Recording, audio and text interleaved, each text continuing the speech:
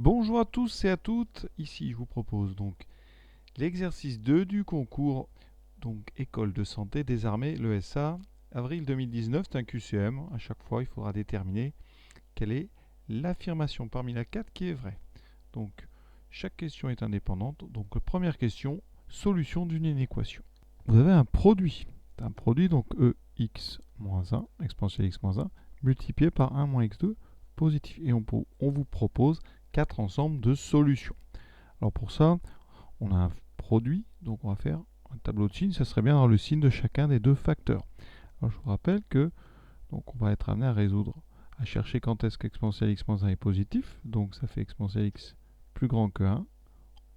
On va composer par le logarithme, ce qui nous donne x plus grand que ln de 1, c'est-à-dire plus grand que 0. Donc ici, on a réussi à déterminer le signe d'exponentielle x-1. C'est strictement positif quand x est strictement positif. Donc, si on avait mis égal 0, on aurait donc eu exponentielle x-1 égale 0 quand x égale 0. Tout ça, ça va nous permettre de remplir un tableau de signes. Ici, ce tableau de signes, je vais commencer à le faire. On est donc sur R, donc de moins l'infini à plus l'infini. Et la première ligne, ça va être le signe d'exponentielle x-1. Deuxième chose qu'on va chercher, c'est quand est-ce que 1 moins x2 est strictement positif. Alors ça, il y a plusieurs façons de faire. Ici, ce qu'on pourrait faire, c'est mettre x carré à droite. Donc quand est-ce que x carré est plus petit que 1? Donc ici, quand x est entre moins 1 et 1. Si vous ne voyez pas ça, ça, si vous voulez, ça vient de la parabole. Si on trace la parabole de x carré, ça donne ça. Quand est-ce que c'est plus petit que 1? Oui, je trace ici y égale 1. Et donc c'est bien, vous voyez, entre moins 1 et 1. On est sur la partie de dessous. Sinon, vous factorisez 1 moins x2, ça fait 1 moins x fois 1 plus x. Donc les racines, c'est 1 et moins 1. C'est un trinôme ici, donc avec un coefficient négatif. Donc il sera du signe de a à l'extérieur, donc négatif à l'extérieur, donc positif entre moins 1 et 1. Ça veut dire dans mon tableau, je vais avoir moins 1, 1 et 0. J'aurai une ligne pour exponentielle x moins 1, une ligne pour 1 moins x2 et une ligne pour le produit. Donc j'aurai comme ça 1, 2, 3 traits, donc ici 4 zones. Exponentielle x moins 1, je vous ai dit, ça s'annulait quand x vaut 0. Ensuite au niveau du signe, c'est positif quand x est positif, voilà. 1 moins x2 s'annule en moins 1 et 1, négatif à l'extérieur, positif entre les deux. Donc ici, on a plus 0 moins, 0 plus, moins. Et nous, on cherche quand est-ce que notre expression est supérieure ou égale à 0. Donc dans le tableau, qu'est-ce qui m'intéresse? Les plus et les zéros. Donc ici, il y a un 0 que j'ai oublié de descendre, voilà. Conclusion, les solutions, c'est moins l'infini, moins 1. On ferme, union 0, 1. Est-ce qu'on nous propose ça? Très bien, c'est la première proposition. 8e question, fonction dérivable. On vous propose 4 dérivés, donc là, on n'a pas le choix.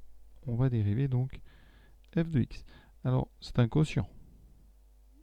D'accord? Donc un quotient avec u qui est exponentielle 2x moins 1, vx, ça sera exponentielle 2x plus 1. Il faut dériver u et v, parce qu'on va utiliser la formule dérivée d'un quotient. Un quotient, ça se dérive u'v moins uv' sur v carré. Je pense que vous connaissez ça par cœur. J'ai besoin de dériver exponentielle 2x. Alors là, petite précision, il faut connaître la formule. La dérivée d'un exponentiel u, c'est u' de u. Donc ici, mon petit u, c'est 2x. Donc quand je dérive exponentielle 2x, je vais avoir 2 exponentielle 2x. Ça, c'est très important. Le moins 1 donnera 0. Et donc, pareil pour l'autre. Vous avez bien compris, j'utilise cette formule-là avec un petit u qui vaut 2x. Donc u', c'est 2. Voilà pourquoi j'ai 2 exponentielles 2x. Et bien maintenant, j'ai plus qu'à utiliser ma formule. Donc dessous, j'aurai v carré, donc exponentielle 2x plus 1 au carré. Ça, pour les 4 propositions, c'est pareil. Donc c'est le haut qui m'intéresse, u'. 2 exponentielle 2x fois exponentielle 2x plus 1. Ça, c'est u'v moins u v'. On va développer.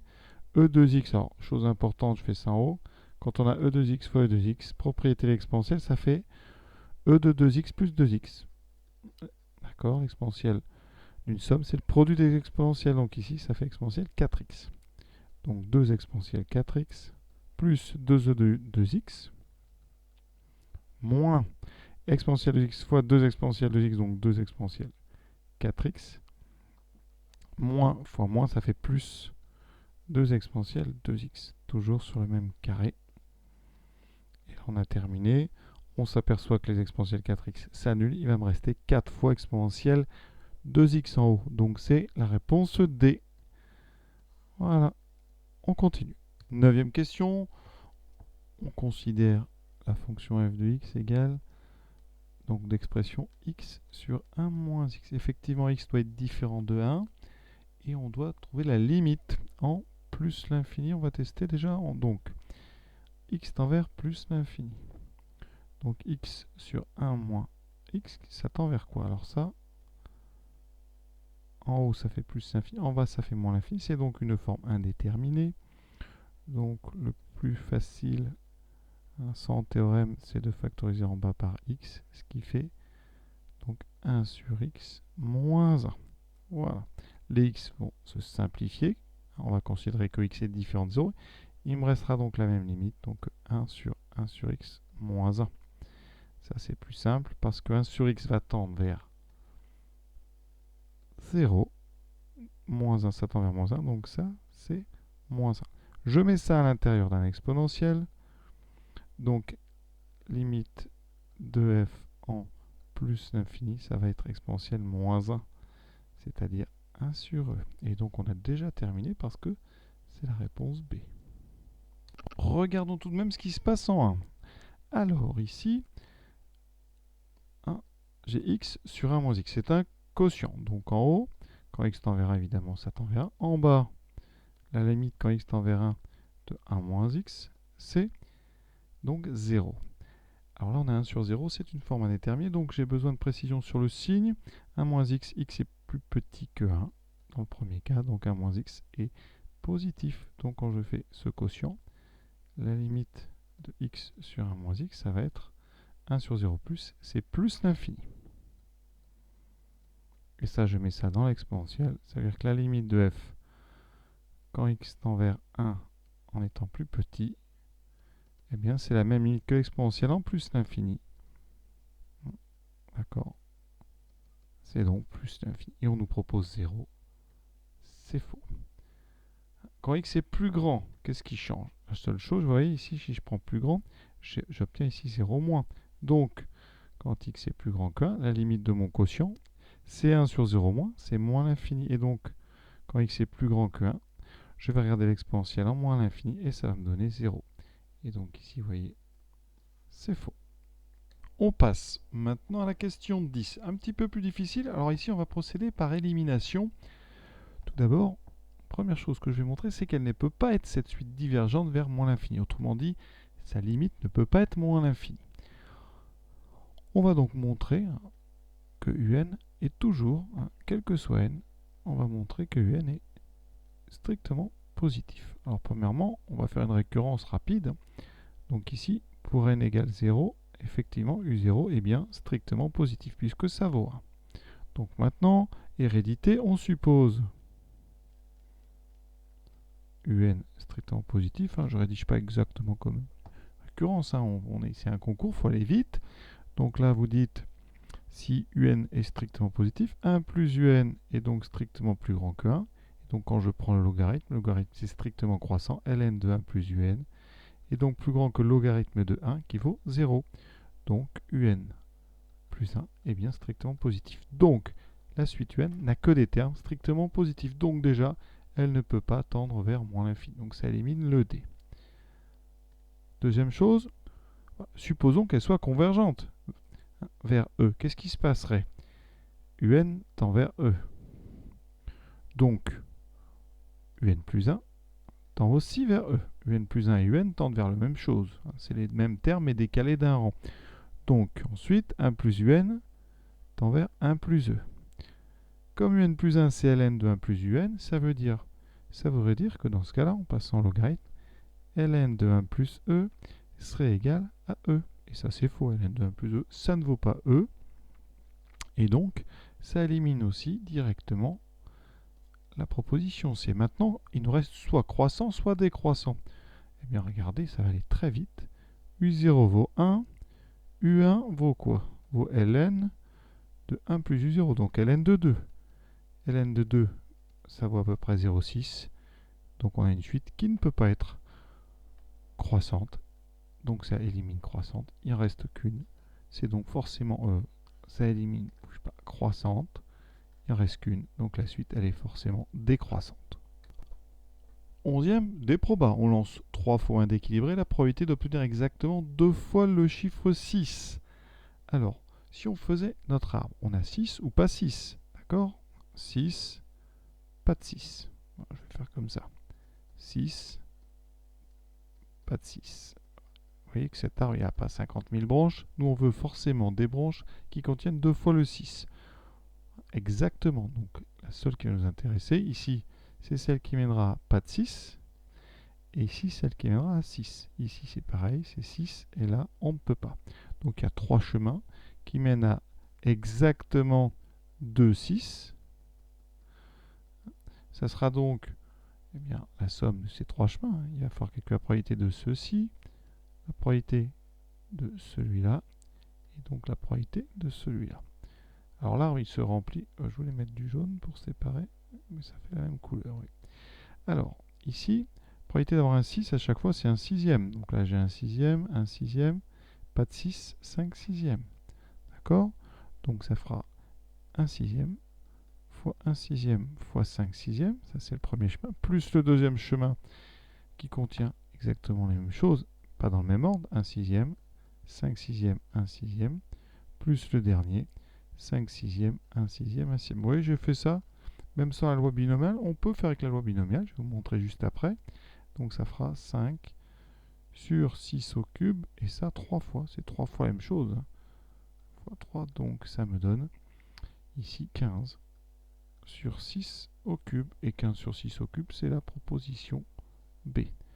Si on met une loi binomiale ici, on va étudier x, donc le nombre de 6. La probabilité d'avoir un 6, c'est 1 sixième, donc ce sera le succès. Probabilité du succès, c'est donc 1 sixième. Probabilité de l'échec, c'est 5 sixièmes. Ici, x suit la loi binomiale. On répète 3 fois, on jette 3 fois un dé avec un succès à 1 sixième. Et on veut une probabilité que x vale 2. Donc c'est eh bien 2, 6 parmi 3, multiplié par la probabilité du 6 au carré, fois la probabilité de l'échec, une seule fois. Et donc 2 parmi 3, on sait que ça fait 1 parmi 3, ça fait 3, fois 1 sur 6 au carré, fois 5 sur 6, et on trouve 15 sur 6 au cube. Donc vous voyez, on peut rapidement mettre en place comme ça un raisonnement avec la loi binomiale si vous la connaissez. Dernière question. Donc ici, une équation, et on vous propose des solutions. Donc on a x2 ln de 2 égale x3 ln de 3. C'est une équation de degré 3.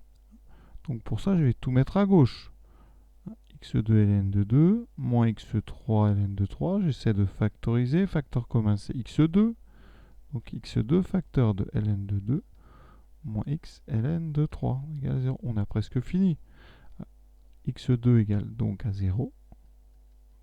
Ou ln de 2 moins x ln de 3 égale 0. Ça, c'est assez simple. Il reste donc x égale moins ln de 2 sur moins ln de 3. Les moins se neutralisent. Il me reste ln de 2 sur ln de 3. Et ici, x carré égale 0, ça fait x égale 0. On a déjà terminé. Ça fait ici la réponse B, 0 et ln de 2 sur ln de 3. Alors, les erreurs qu'on peut commettre. Certains ont dû se laisser un petit peu avoir par la facilité.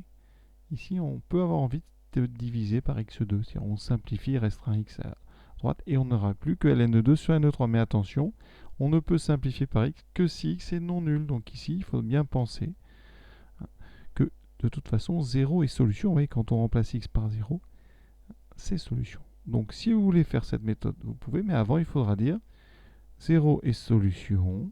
D'accord? Et pour x différent de 0, je peux simplifier Et donc je trouve une deuxième solution. Mais vraiment, quand on peut simplifier par x, on ne le fait pas. On met tout à gauche et on factorise par x. C'est beaucoup mieux et c'est juste. Donc c'est la réponse B. Cet exercice est déjà terminé. Je vous souhaite une bonne fin de journée à tous. À bientôt.